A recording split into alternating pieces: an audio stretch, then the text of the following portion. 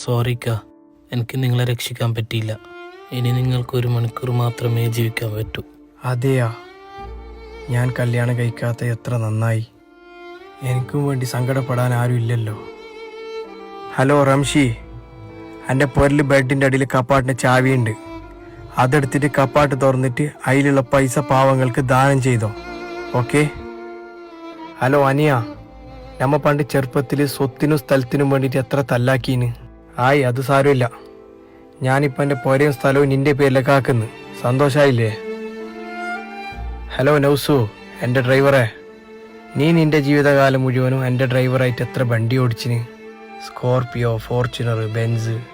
ഇന്ന് അതിൻ്റെ എല്ലാം മുതലാളി നീ. എല്ലാ വണ്ടി നീ എടുത്തോ, നിനക്കെന്നായി. സബാഷ്, നിങ്ങൾ ഭയങ്കര ദാനം ചെയ്യുന്ന ആളാണല്ലോ റാഷിക്ക. റാഷിക്കയ? എൻ്റെ പേര് ഫവാസ് എന്നല്ലോ. അപ്പൊ റാഷിയാരി? ഞാന് റാഷി. അതെയാ റാഷിക്ക, നിങ്ങൾക്ക് 1 മണിക്കൂർ മാത്രമേ ജീവിക്കാൻ പറ്റൂ. അപ്പൊ ഞാനാ? ഫവാസ്, നിങ്ങൾ ഫുള്ള് നോർമലായി. ഇന്ന് വൈകുന്നേരം ഡിസ്ചാർജ്.